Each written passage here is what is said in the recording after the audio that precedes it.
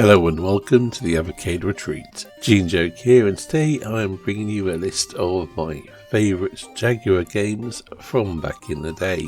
Yeah, I owned an Atari Jaguar back in the day. Actually, I was quite excited to get it, and I did really enjoy some of the games on it. But there were few and far between, and making a top 10, well, there wasn't a huge amount to choose from. But I have managed to pick out 10 of the best games for the Atari Jaguar, although I have excluded a couple that I played more on other systems. Anyway, without any more wasting time, let's begin with Number 10.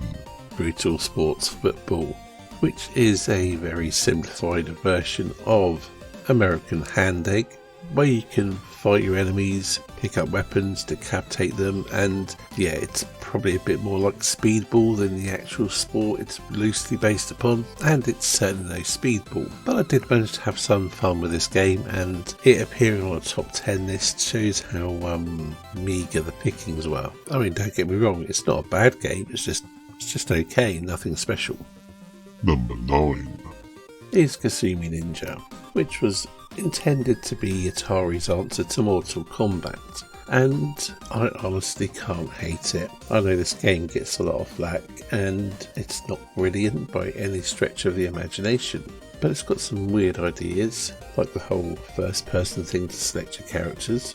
I like that the blood stays on the ground for a time. It's got some passable elements, and it's got a Scotsman that launches a fireball from underneath his kilt. What more do you need? Kasumi Ninja is awesome for that alone. But other than that, it's a fairly janky, middling, not particularly great Mortal Kombat clone, with the most uninspired character designs ever. But I still can't hate it, I kinda like how rubbish it is. Number 8. Rayman is a fairly classic platformer now, and it began life on the Jaguar. Well, unless you count the aborted Super Nintendo version. And this is where I first played it, and I'll be honest, I didn't really love it. I liked it well enough. I found it quite challenging, and it's the challenge of it which is why it ends up lower on the list. If I'd been able to get on with it better, and if it hadn't frustrated me so much later in the game, it'd probably be higher up. But those graphics are absolutely fantastic. Some really good music, and yeah, it's just solid, and it's become well regarded and a popular series for a reason. Number 7. Wolfenstein 3D. I mean, it's effectively the granddaddy of first-person shooters, and this was the first time I played it. I've never played a PC version, so yeah, this was pretty much my introduction to the genre, the game, and the franchise, and you get to blow away a mecha Hitler. What more could you want? But if that wasn't enough, you've also got enhanced graphics from the other versions, well, as far as I recall, and yeah, I never played them, so what do I know? Yeah, it's a fine FPS, and I think it might have been higher, but I did find navigating the levels with the corridors looking very samey. Yeah, maybe got a bit tiresome, but hey, it was cool and all that. Number 6. Raiden, or is it Raiden?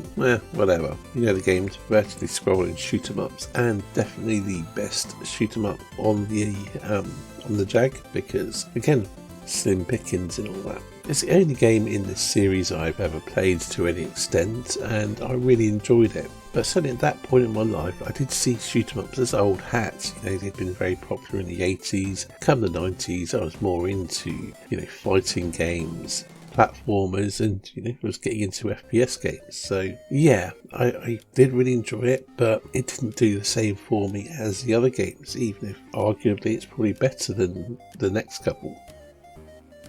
Number 5. Evolution Dino Dudes, also known as The Humans. It's a game that's on the Evercade under that title. This Jag version of the game has some enhanced visuals and makes good use of the Jag controller. Well, I think it did anyway.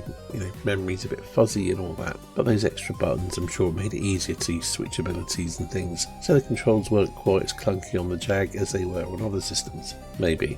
But I've always liked my sort of puzzly type games and things, and this one was a fun one. I mean, it's not a classic game, and arguably it belongs lower on the list than many of the others. But on the Jag, it is one of the ones I did really enjoy, so here it is. Number 4.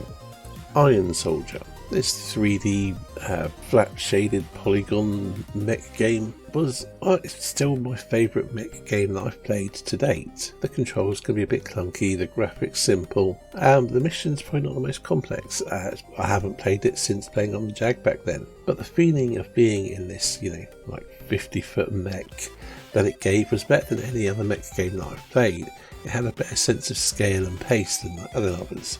I have no idea how it'd hold up now, but I really enjoyed it back then. I really felt like I was controlling a machine rather than just directly controlling something.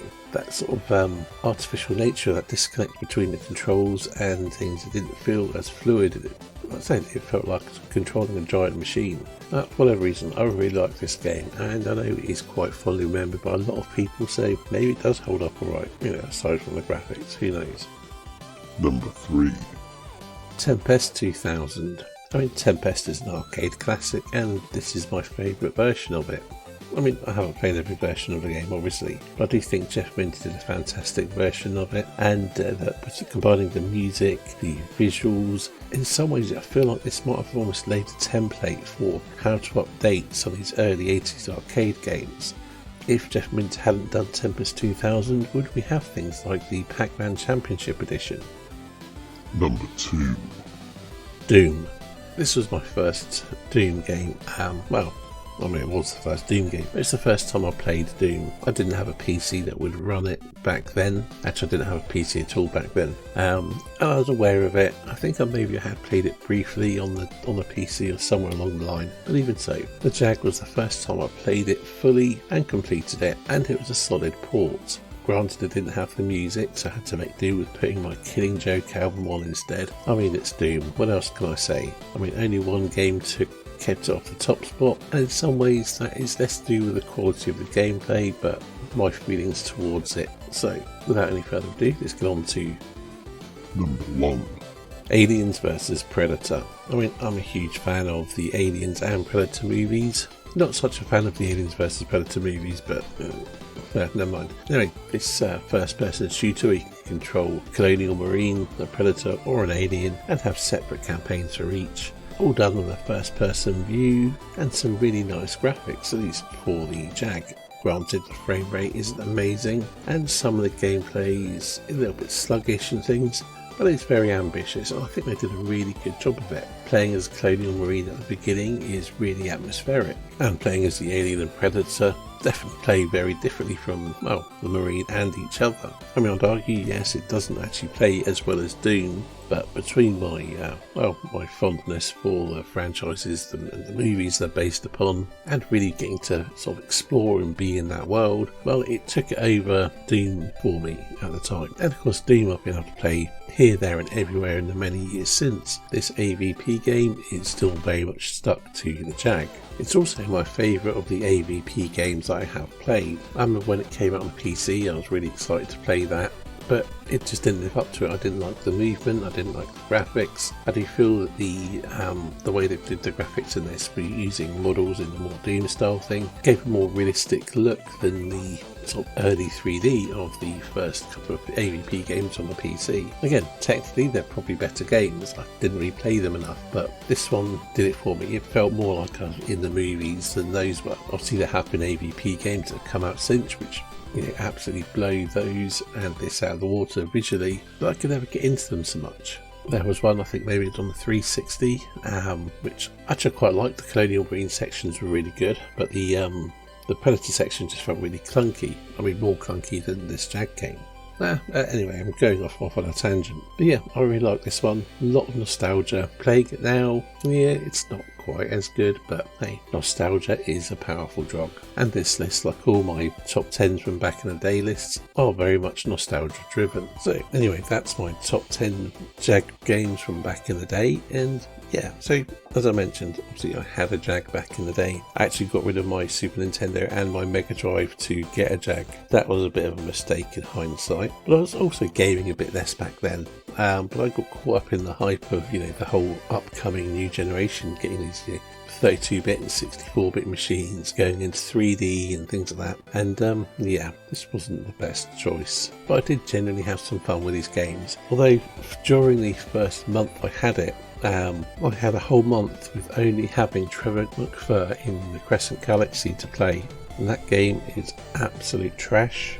And even then, I couldn't learn to love it. It was a long month. You might think there's some notable exceptions, or there's some better games than the lower part of my list that came out for the Jag. Well, I probably didn't play them. I mean, I did play Cybermorph, but I didn't really get on with that game that well. I just found it quite tedious, really. And things like Dragon the Bruce Lee story, or Double Dragon 5, or whatever it was, but just pretty rubbish, to be perfectly honest. Bubsy was rubbish.